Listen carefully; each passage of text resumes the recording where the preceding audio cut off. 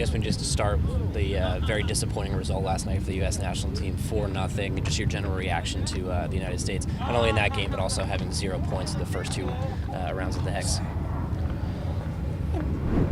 I think it's the sentiment's just like anywhere else. It's disappointing. It's Costa Rica, in Costa Rica, so history has taught us that one shouldn't be too optimistic heading into that game. It's a very difficult place to play. The Ticos are very good exploiting spaces on the counter, and I think they proved that last night. And it's already hard enough playing against Costa Rica, away.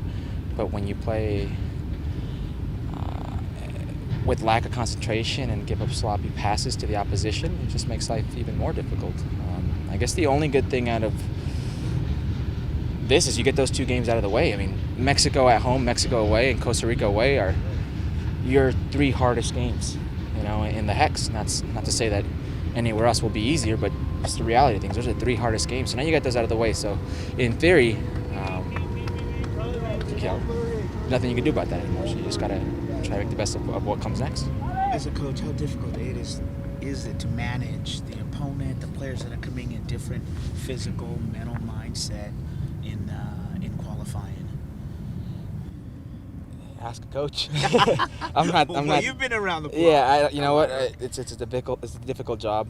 It's not a job that I would want. You're always going to be the bad guy to somebody, whether it's a player, whether it's fan base, whether it's management. You're not going to keep everybody happy. Your decisions, you will live and die by your choices. It's part of the job. But when you talk about a national team, you talk about how difficult it is to get. Now, I'm not talking about the players that are called in, but the pool in general, to buy into an idea. You've got maybe 3-4 days per World Cup qualifier that you can actually work on something. So when you want to implement a new formation, a new tactic, new players, it's very difficult. It's a short amount of time. It's not like a club team where you can work on something over the course of weeks and hammer it in until it finally soaks in.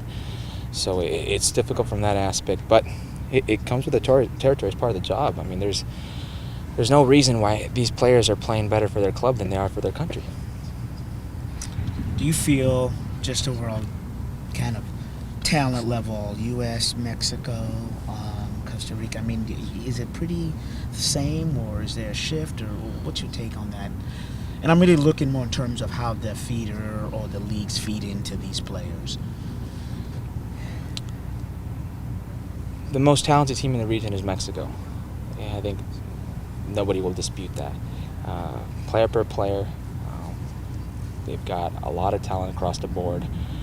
It's their golden generation of a team that's, for the history of this region, dominated the region up until recently. So there's that.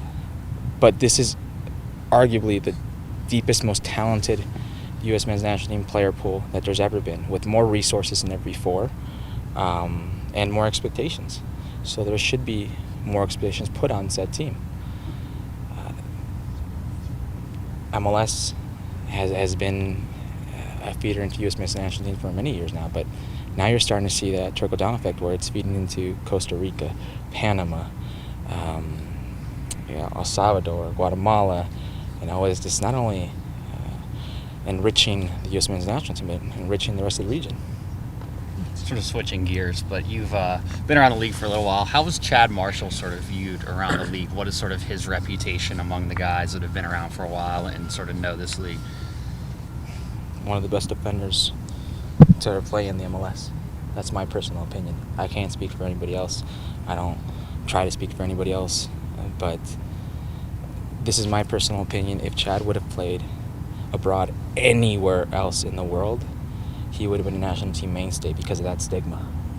I was with Chad as part of the 30-man 2010 World Cup team, and he had a great camp. I was really surprised that he didn't make it, and that's coach's preference or whatever, but Chad has, when it's all said and done, they're going to name it the Chad Marshall Defender of the Year Award. That's how good he's been in this league, and I think it's a travesty that he hasn't gotten more of a look with the national team. There's not one foreign player that I've come across that's played with them that hasn't asked me how this guy hasn't been a mainstay with the national team, and now they just leave it at that. And everybody says he's kind of a goofy prankster guy behind the scenes. Do you have a favorite behind the scenes Chad Marshall story in that way? For weeks, Chad would pick a day of the week and he'd go and put on Stephen Fry's clothes, and he'd prance around the locker room and just talk to guys until guys realized it was Steph's clothes, and just nothing to do with the two personas. Just that the styles are very different, and it's pretty hilarious. You know, he's one of those. He's fun loving. You know, he's a good guy. He's a team first kind of guy, and you know, Chad's got a nasty side as well, but it's on the field. Yeah. You know, Chad wants to win, and he's one of the guys. You can talk about many guys who maybe they haven't gotten a fair shake with the national team, and I'd definitely say he's top of that list. Sure. What do you think has allowed this team to excel so much post Clint Dempsey? Wins. I think this is a good team. It's a deep team. It's a team of players that have been around, and I think when you've been around, you don't start freaking out. You don't press the panic button maybe when others would. This is a different league. You know, you look around the world, and maybe certain clubs, certain teams would have taken action with the coaching change before, and this team didn't. It tried to stay the course as long as it could, and even now it's staying the course with its players. You know, management believes in its players. Management, believed in Schmetz, and you know, Schmetz believed in us. We believed in him. It's been that belief that even during the hard times, you know, the animal you're going against, you know, the beast of this league, and I think that familiarity with things allowed us to just keep going. What was your reaction when you heard that he'd be out for the year? Well, immediately I thought about Clint Dempsey, the person. You know, I've known Clint for a long time, you know, so I was immediately worried about him. You know, he's a father of four. I couldn't imagine what his family must have been thinking, or what he must have been thinking. I think soccer is secondary at that moment, so I was more worried about him.